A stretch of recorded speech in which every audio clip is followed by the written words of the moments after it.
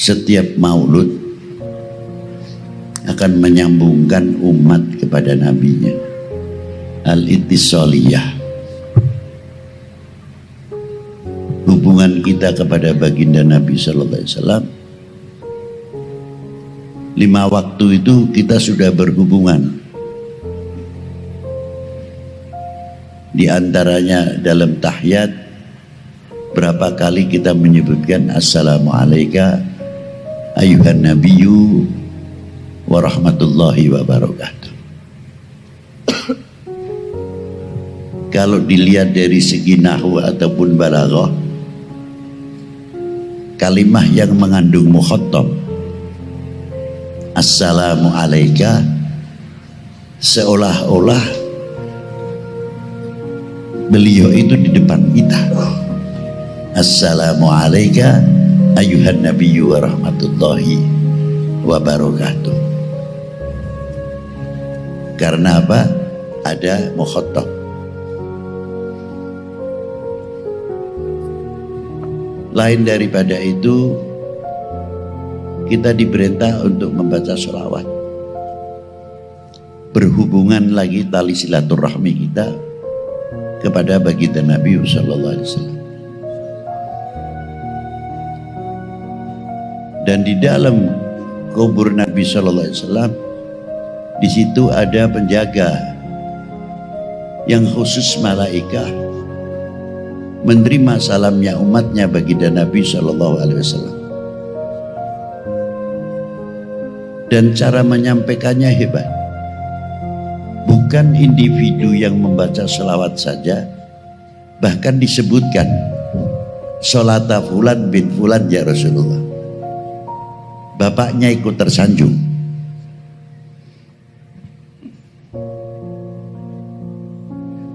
Ma'asyiral muslimina rahimakumullah.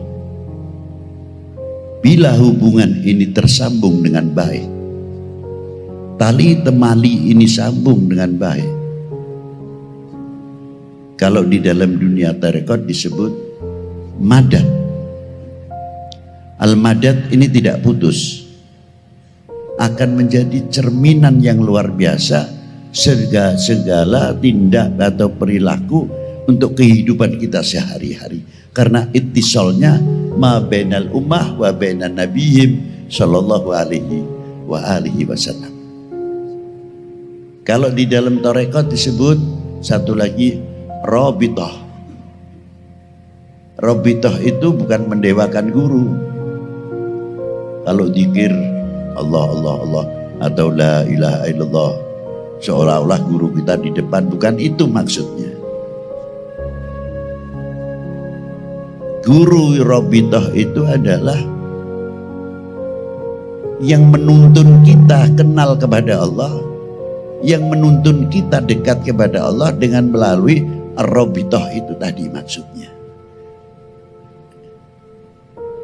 Sehingga kita lebih jauh. Kalau kita mengenal rabithah akan membayangkan nasihatnya, cara membaca kitabnya, adab ketika membaca kitabnya, dan sebagainya. Kita akan rabithah ke sana. Bila mana anak murid selalu mengingat atas jasa-jasa para gurunya, insya Allah akan terkendali dari perbuatan-perbuatan yang tidak terpuji. Karena apa? Min barakatil rabithah. Itu baru tingkat guru. Bagaimana ketika kita kepada baginda Nabi sallallahu alaihi wasallam. Kita bisa membuka tarikh bagaimana Rasulullah didatangkan. Laqad ja'akum rasulun min anfusikum azizun alaihi ma anittum harisun alaikum bil mu'minina raufur rahim. Ayat sambungannya tugasnya lagi. Arsalahullahu ila kafatil khalqi jinnan wa insa basyiran wa mubasyiran wa nadhira bil huda wa dinil haqi ila akhiril ayat. Satu lagi, Bu'ithu liutamima makarimal akhlak. Menyambung. Intinya dari mana sumbernya itu? Dari laqad ja'akum rasulun min anfusikum azizun, di sini hebatnya. Nek cara Jawa itu lebih luas. Sebab sesuai nahumnya, teman-teman yakti nekaaken ingsun kum marang sliramu laqad ja'akum rasulun, utusan. Ini di Indonesia ki rada repot iki. Ya, yakti teman-teman iki opo iki? Terkecuali anak pesantren ya sudah tahu. Ada taukidnya, ada apa di sini. Utusan rasulun min anfusikum, menawi kalau Ibnu Abbas membacanya ditafdilkan anfasikum. Jadi manusia Rasulullah bukan manusia biasa, tapi manusia yang sangat luar biasa. Min anfasikum. Sifatnya yang mensifati yang menciptakan. Azizun, orang yang sangat peduli. Orang yang sangat tanggap. Buahnya dari orang yang sangat peduli, sangat tanggap, melahirkan apa? Bu'ithu liutamima makarimal akhlak. Orang yang sangat tanggap. Azizun alaihi ma anittum harisun alaikum bil mu'minina raufur rahim. Buahnya akan melahirkan bil mu'minina raufur rahim. Itu baru satu ayat. Kita ambil. Dibuktikan oleh apa pedulinya Rasulullah? Kalau kita bisa meniru apa yang ada di dalam surat atau ayat-ayat yang menerangkan kebesaran baginda Nabi Shallallahu Alaihi Wasallam,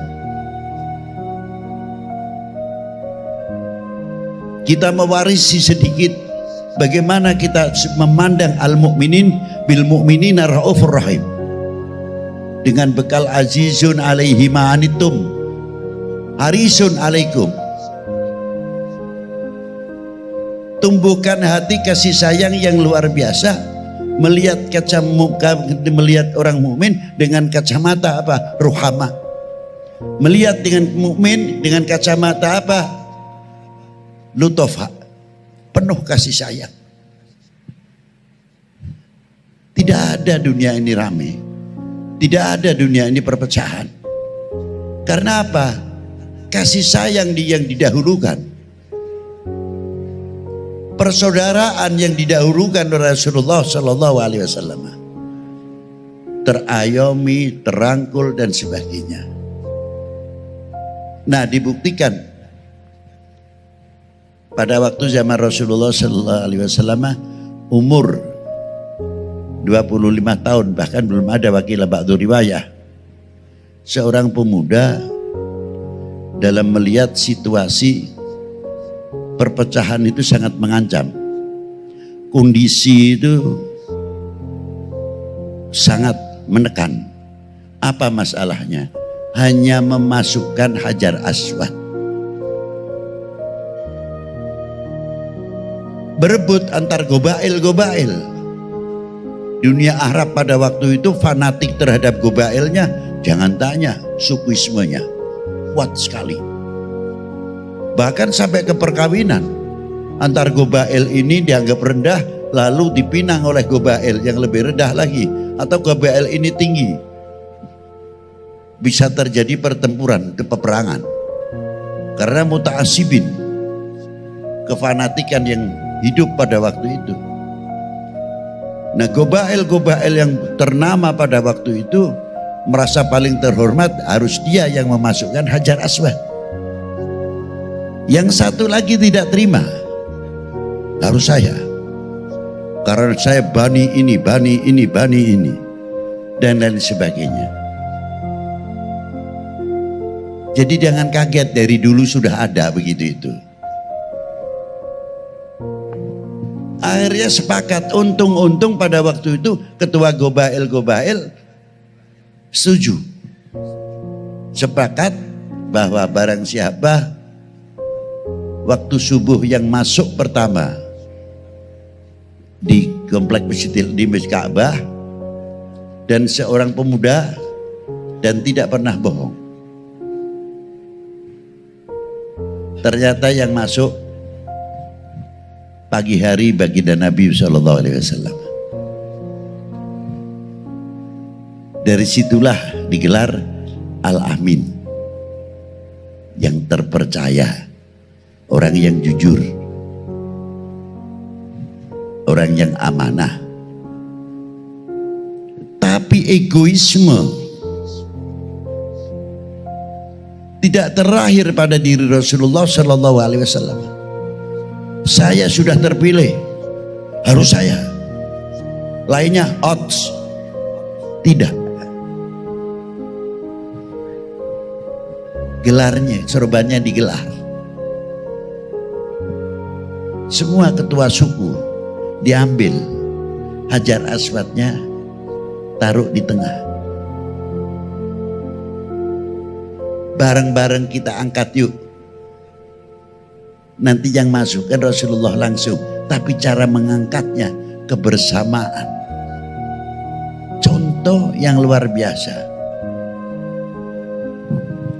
Sekarang yang kita tanyakan, kemana Al-Amin itu? Menjadi pemersatu umat, menjadi pemersatu bangsa. Dengan adanya kekuatan ukhuwah akan memperkuat ketahanan nasional, khususnya negara kami Indonesia tercinta.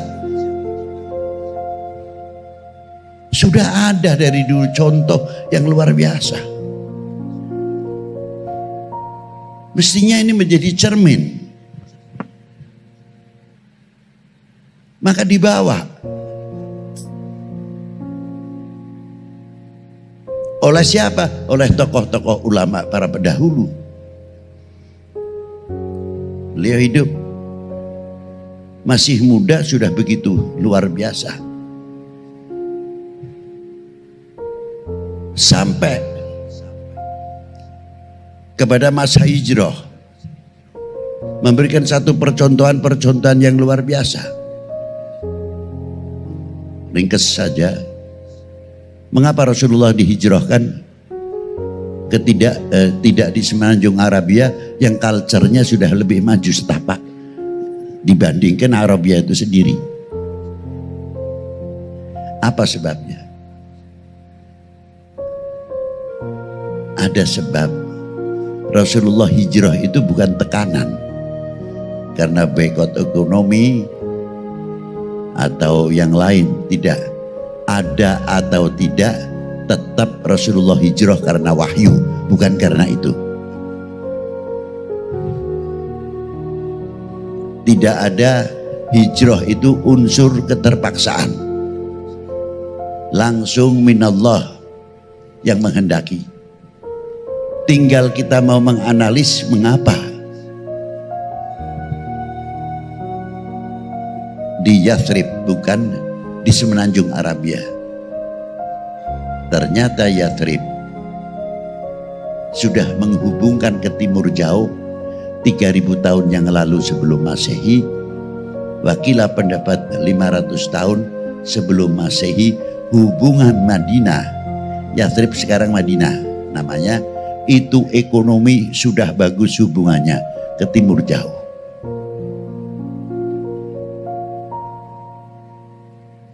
Langsung dari situ juga India termasuk.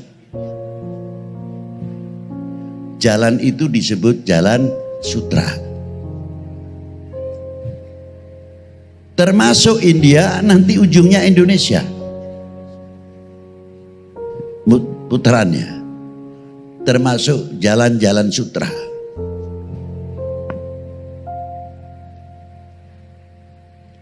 Begitu berhubungan jalan dibuka, Rasulullah hijrah, takbirnya istimewa.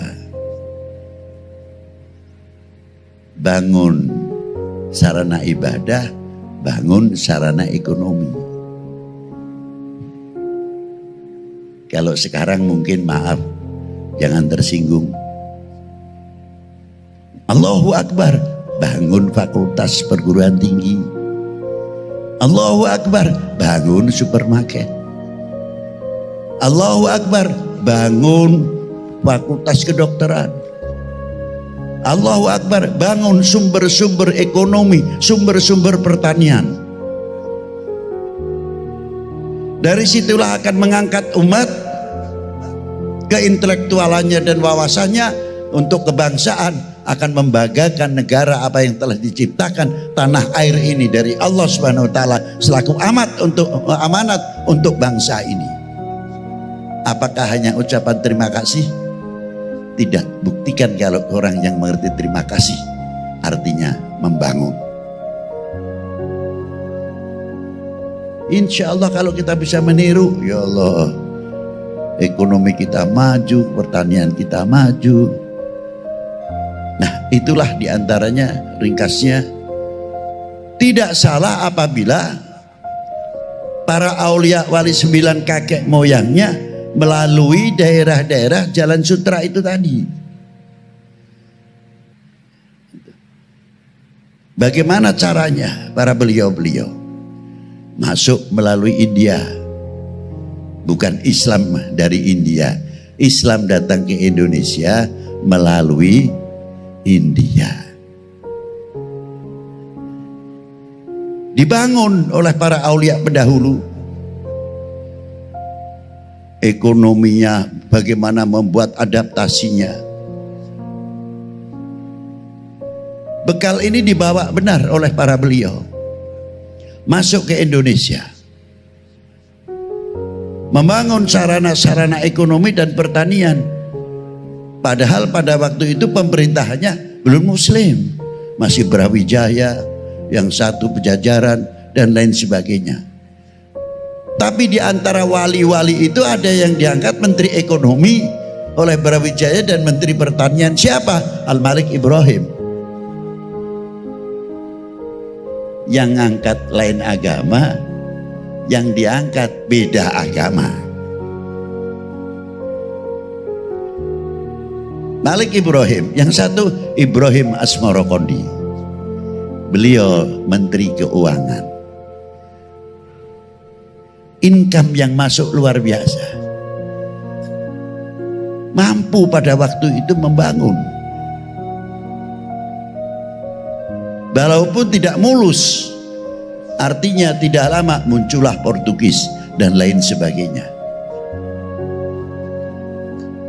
Setelah bubar Portugis, Belanda masuklah.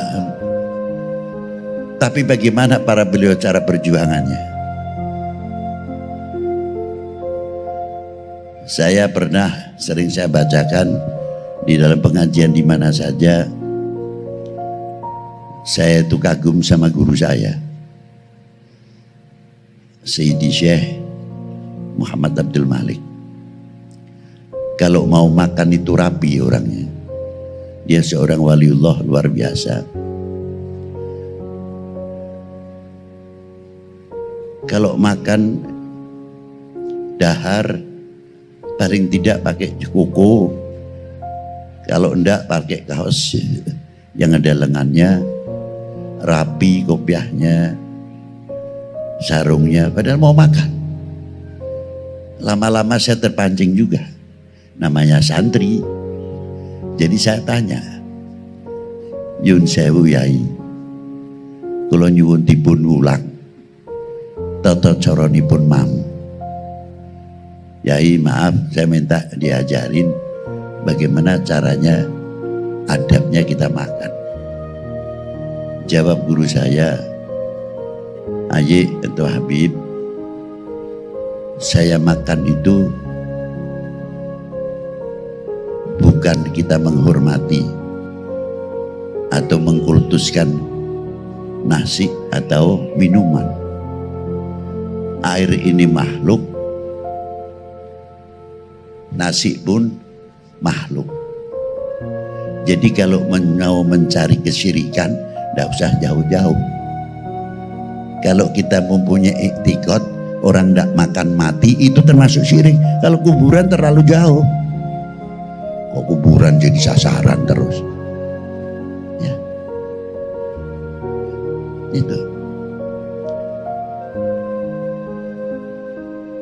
Itu satu contoh. Saya nasi ataupun air minum ini, saya menghargai pakai pakaian yang demikian, menghargai si pemberi rezeki. Adab mau makan saja sudah sejauh itu. Dan kalau satu butir nasi ini jatuh, selagi tidak madorot, diambil. Kata guru saya, sebutir saja, jangankan lagi sebutir, seper dari satu butir nasi, kami tidak mampu membuatnya. Siapa yang menciptakan? Allah Subhanahu wa ta'ala. Hormatilah yang menciptakan. Ya pantas makanya manfaat ditaruhkan ya. Yang sekiranya madarat nanti dipisahkan, dikumpulkan oleh beliau. Yang kedua, Habib, satu butir nasi ini yang andil tangannya banyak. Dari mulai mencangkul, membajak sampai jadi nasi. Banyak sekali yang ikut andil. Makanya doanya pantas. Kalau lafalnya jamak, Allahumma barik lana, bukan Allahumma barik li. Allahumma barik lana, ya Allah, semoga engkau memberkahi kami semuanya. Yang mencangkul dapat, yang membajak dapat, yang mentabur tebar dapat, sampai jadi nasi pun yang menanak nasi masuk di dalam Allahumma barik lan. Berarti kita sudah dididik kepedulian sejauh mana antar kita, khususnya al mukmin akhul mukmin, al muslim akhul muslim.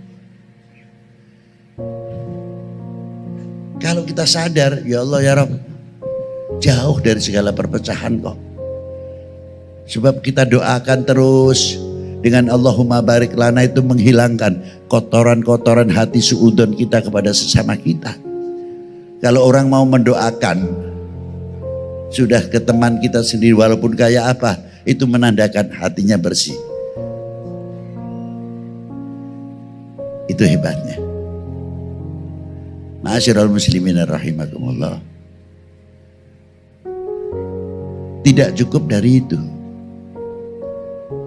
diteruskan doanya, minta diselamatkan daripada api neraka. Bima razaqtana wa qina adzabannar. Sinambung. Lalu guru saya meneruskan, Habib, gimana agama ini masuk ke Indonesia? Al-Islam khususnya bukan oleh tangan satu orang kiai pewaris Nabi, bukan satu wali, ratusan para aulia di Indonesia, dari mulai Jamaluddin Hussein yang ikut andil besar para aulia bagaimana menghadapi Portugis pada waktu itu, sampai jatuhnya Malaka. Mengapa Malaka jatuh? Padahal luar biasa. 1511 Masehi digembosi dari dalam, supaya tidak percaya dengan ulamanya, tidak percaya dengan aparatur negaranya, terus dihembuskan. Itu sebab musababnya. Sultan Mahmud kalau tidak salah zaman itu sudah kurang mendapatkan kepercayaan. Itu sengaja. Dari situlah jatuhnya Malaka. 15:11. Sejarah itu penting. Itu bagian meringatkan kita. Demak diantaranya. Setelah Kanjeng Sultan Trenggono selesai. Karena apa? Perang saudara. Kakak adik satu kandung tidak akur. Antem-anteman sendiri. Akhirnya Demak pindah kemana? Ke Pajang. Ini tuladan contoh untuk kita. Supaya buka mata, pikiran jalan. Saya bertanya terkadang, Pak, maaf. Jawab yang tegas, mau enggak? Mau enggak? Rela atau tidak kalau Indonesia ini pecah? Jawab yang keras. Setuju sekali. Gimana Pak Polres? Pak Deni, Pak Ramil, sepakat kan? NKRI harga harus tanamkan ke anak-anak kita itu. Itulah. Ini satu contoh luar biasa yang dirintis oleh para beliau. Tidak lama Portugis, kejadian Demak selesai. Ulama kita tidak tinggal diam. Pejuang para tokoh kita tidak tinggal diam. Bagaimana cara membangkitkan, membangun, merasa mencintai kepada bangsa, mencintai kepada republik ini. Dulu masih belum ada republik. Bagaimana caranya? Bagaimana cara merintisnya? Entah di Jakarta masih ada atau tidak. Kalau di Jawa sebagian masih pakai.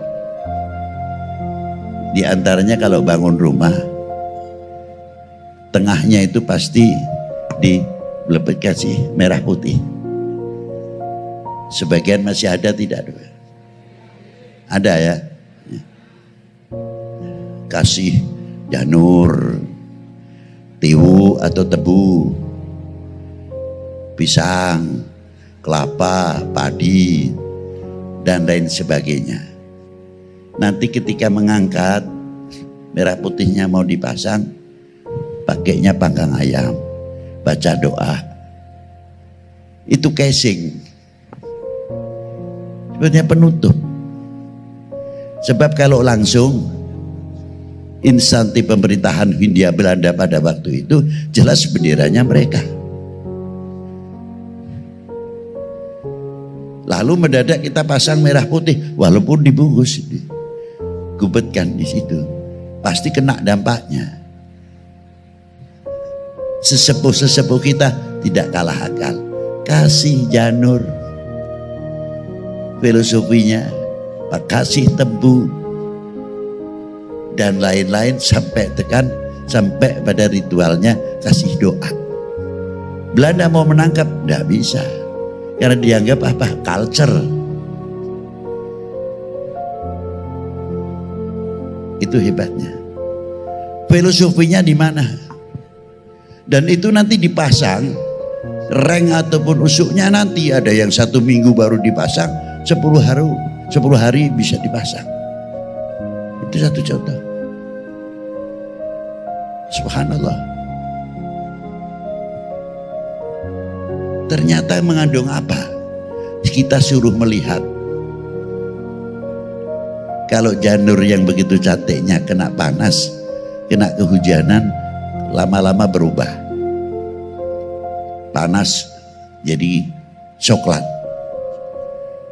Kelapanya juga berubah. Padinya juga berubah. Pisangnya tambah matang dan lain sebagainya. Kira-kiranya merah putihnya berubah tidak? Itu Indonesia.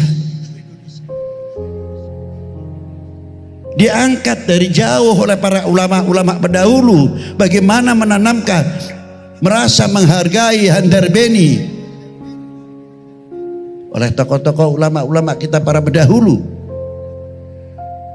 Itu hebatnya. Dan sampai sekarang budaya itu sebagian masih diperkuat supaya kita tidak melupakan sejarah.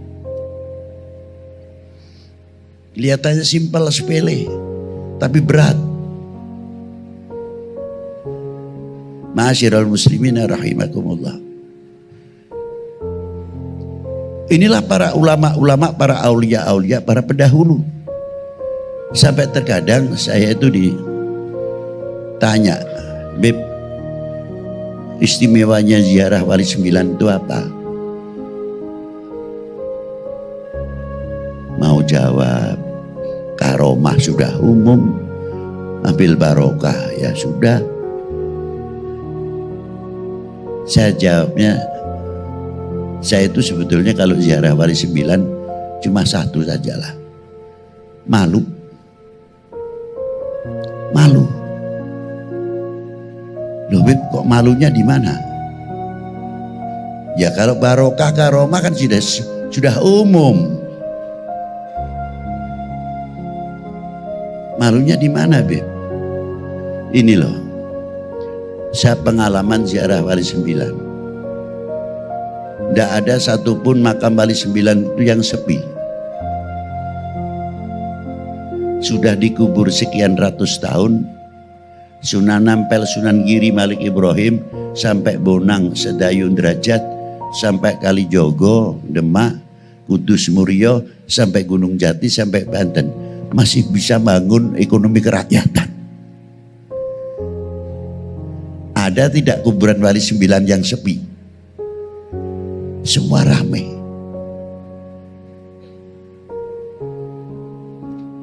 Empat 400 tahun yang lalu loh, masih segar. Orang dagangan kopiah putih, tasbih, busana muslim, makanan sebagian makanan Timur Tengah kayak di Ampel. Orang mati masih sempat membangun ekonomi kerakyatan, masih mampu memberi makan orang yang hidup. Lalu kita bisa apa?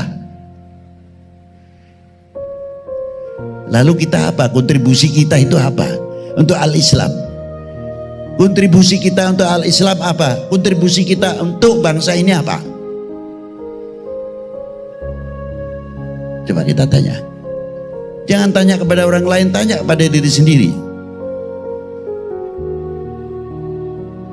Itu diantaranya yang saya kagum.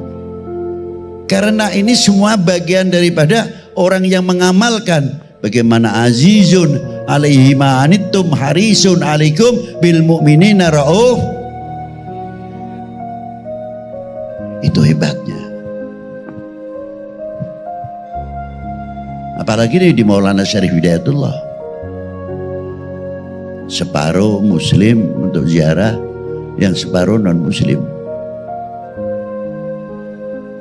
Yang non muslim macam-macam pahamnya dan keyakinan serta kepercayaannya, dari menyan yang paling kecil sampai besar, lilin yang pendek sampai yang panjang. Tidak ada keributan, sesuai. Yang satu punya kita muslim, yang zikirnya ngebut, yang zikirnya berat, yang zikirnya lembut, komplit. Dari suara yang paling berat, la ilaha illallah, la ilaha illallah.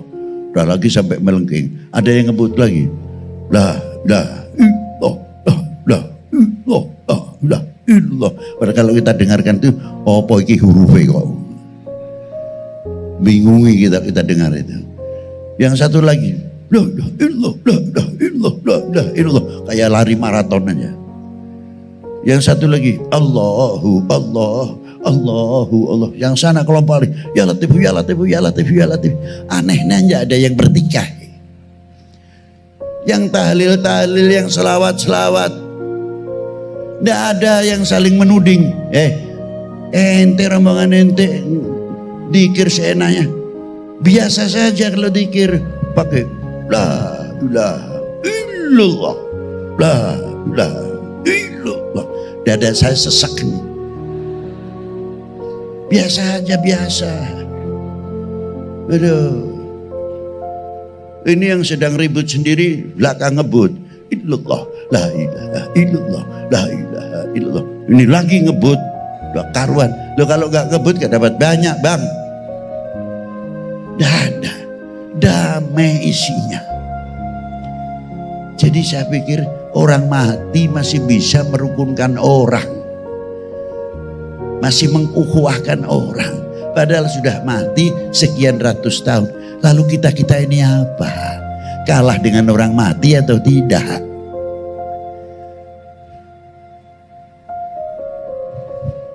Tidak usah jauh-jauh, luar Batang. Subhanallah.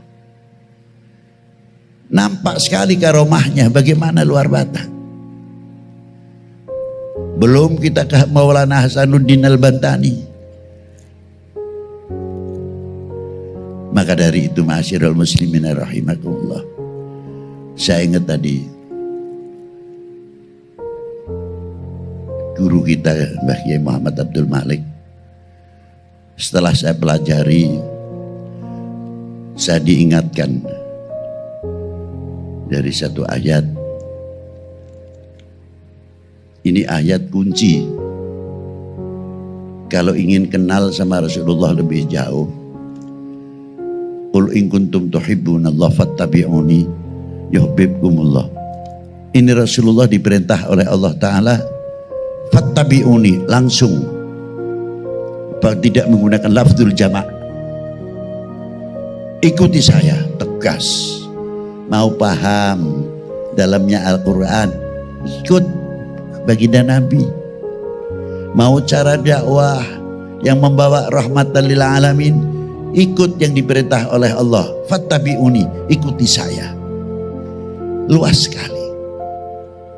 Mau memahami Al-Quran lebih jauh, tidak bisa tanpa melalui pintu baginda Nabi Sallallahu Alaihi Wasallam.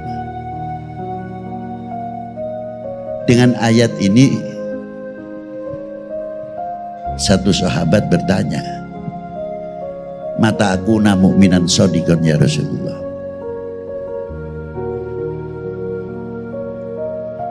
Sejauh mana kita dikategorikan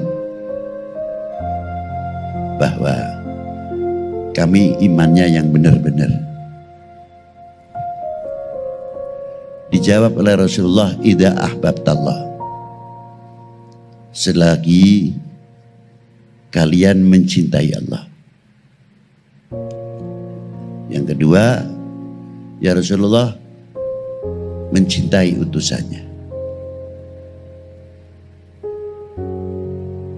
Baru mengikuti sunnahnya, baru mengikuti tarekatnya. Sekarang namanya mahabbah. Mahabbah sebagian kepada para ulama melentur. Mahabbah kepada para habaib melentur. Mahabbah kepada para aulia melentur. Mahabbah kepada guru-guru kita mulai menurun, walaupun tidak semuanya. Mahabbah kepada bangsa kita mulai melentur. Mahabbah kepada cintai kepada tanah air kita sama.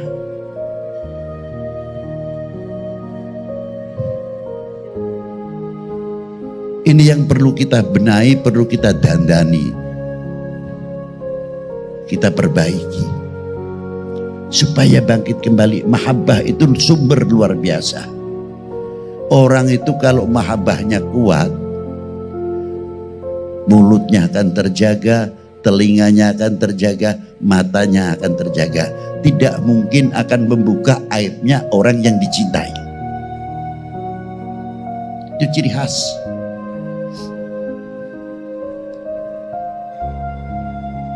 Istri saya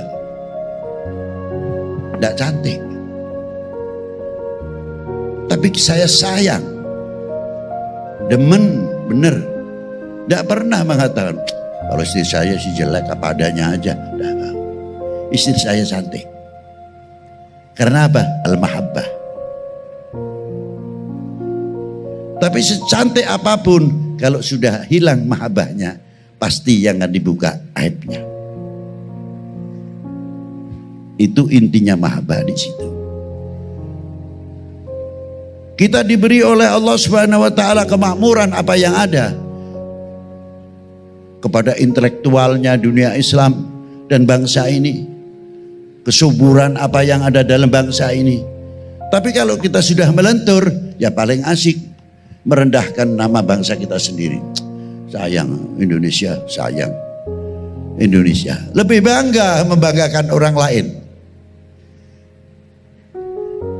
Mestinya kita harus menutupi segala kekurangan-kekurangan apa yang ada pada diri kita, sehingga tidak ternganga dijadikan kesempatan orang yang tidak suka, khususnya kepada Indonesia, siapapun. Nah, yang mencintai itu sangat penting sekali. Kalau ini sudah melentur, maka terusannya apa? Mengikuti sunnahnya, torekotnya. Kalau orang mengikuti sunnah Nabi dengan kecintaannya luar biasa, tidak mikir pahala. Cuma yang dipikir cuma satu, besok kita sama Rasulullah, enggak ya? Yang diinginkan cuma ingin berkumpul dengan baginda Nabi SAW. Tidak tanya ini pahalanya apa, ini pahalanya apa, tidak. Percaya penuh dengan orang yang dicintainya. Itu mahabbah. Nah, tengahnya itu ada. Tengahnya itu ada apa diantaranya? Ini menjadi peringatan kita. Waliyatafatun nas fil iman ala qadri tafahudihim fi mahabbati. Kadar bobot iman seseorang tergantung kecintaannya kepada aku. Oknum manusia yang mau menghancurkan umat Islam khususnya, umat beragama pada umumnya, dan akan menghancurkan bangsa dan negara ini dibalik maknanya. Awalnya maknanya kadar bobot iman seseorang tergantung kecintaannya kepada aku, artinya Rasulullah. Nah, kalau dibalik berarti kalau mau menghancurkan umat Islam khususnya, umat beragama umumnya, hancurkan cintanya kepada tokoh agamanya, hancurkan kecintaannya kepada ulamanya, aulianya khususnya baginda Nabi SAW. Hancurkan dulu, nanti umat itu paling gampang dipecah belah. Seandainya kamu mau menghancurkan bangsa ini, jauhkan kepercayaan masyarakat, bikin masyarakat supaya tidak percaya kepada pemerintahnya, aparatur negara, kepada TNI-nya, kepada polisinya. Terus diorbitkan. Ketika kita duduk bersama dengan TNI Polri, ada acara Maulud Nabi dan lain hari-hari besar, jarang diorbitkan. Tapi nanti ada oknum satu dari polisi ataupun TNI, terus dikembangkan begitu. Betul? Betul?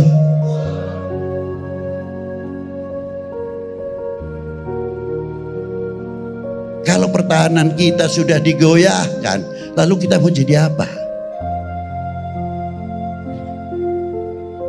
Maka apabila kita sudah mengetahui hal yang demikian, ayo kita bersama-sama rapatkan jajaran kita. Jangan memberikan kesempatan kepada oknum manusia yang akan menghancurkan Indonesia ini.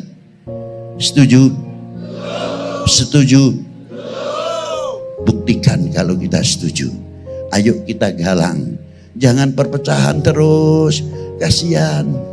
Ulama kasihan. Para aulia kasihan. Para aparatur negara, pejabat kasihan, ngurusi gitu-gitu saja. Kita masih banyak urusan untuk bangsa dan umat ini. Dari segala bidang, dari pertanian, dari ekonomi. Jangan sampai kita negara yang subur makmur ini, kita ekonominya ketinggalan. Lain daripada itu apa? Dunia pertanian ketinggalan. Sehingga sampai terkadang, maaf kalau sering saya singgung, dari pertanian itu hebat sebetulnya untuk membangkitkan rasa memiliki. Jambu ditanam di Indonesia, besar di Indonesia, yang dapat nama orang lain, jambu Bangkok. Ya Allah, kok dirubah? Ini jambu mana? Bogor. Indonesia Bogor. Oh ini jambu mana? Oh jambu Semarang, Indonesia. Bangkitkan kearifan lokal. Ini akan membantu ekonomi. Merasa Andarbenia semakin kental. Karena apa? Kita bangga. Jambunya tidak kalah besar-besar. Katesnya California jauh bener. Pusing jadi kita ini golongan pelarat apa kaya. Tanahnya subur tapi yang dapat nama orang lain. Karena apa? Kurang Andarbeni, kurang memiliki. Alhamdulillah masih ada gula Jawa, pisang Ambon. Ini kalau gula Jawanya berubah, ampun dah. Nih, saya khawatir sekali. Habib Lutfi kemana-mana, walaupun menerangkan Maulid Nabi, Habib Lutfi ketakutan terus mewarnai. Apa di antara takut jangan sampai Indonesia dipecah belah. Kemanapun Habib Lutfi tidak akan berhenti mengatakan NKRI. Itu bagian kewajiban kita. Mempertahankan ketahanan nasional. Itu kewajiban kita bersama. Setiap individu harus tegas dalam masalah ini. Kalau ini benteng ini kuat, kita tidak mudah akan dipecah. Maka dari itu, ayolah kita sama-sama ekonomi kita biar maju gimana, kembangkan kearifan lokal dan lain sebagainya. Insya Allah kita akan diberi barokah oleh Allah Ta'ala. Saya yakin itu. Selagi kita mencintai baginda Nabi Sallallahu Alaihi Wasallam, selagi kita mengikuti baginda Nabi Sallallahu Alaihi Wasallam, jangan khawatir orang ahli selawat. Negara pun akan terlindung dapat barokahnya min ahli selawat. Barokah dari maulidin Nabi Sallallahu Alaihi Wasallam. Sampai di antara hadits Kanjeng Nabi bersabda, ana indaman shalla alayya, saya selalu memperhatikan orang yang selalu membaca selawat kepada kita. Indonesia alhamdulillah maulud, membaca selawat, darah ilul khairat berkembang dengan baik. Semoga semakin subur dan kita diberi keukhuwahan yang luar biasa. Persatuan semakin kuat, kesejukan semakin tumbuh. Walaupun beda baju, tetap tidak akan membedakan Indonesianya. Bajunya yang satu apa, monggo. Yang satu monggo, bajunya apa. Ya, Anda Indonesia kan? Oh iya, saya Indonesia. Tolong pegang Indonesianya yang kuat. Itu saja. Insya Allah kita akan semakin kuat. Demikian yang bisa saya sampaikan. Wassalamualaikum warahmatullahi wabarakatuh.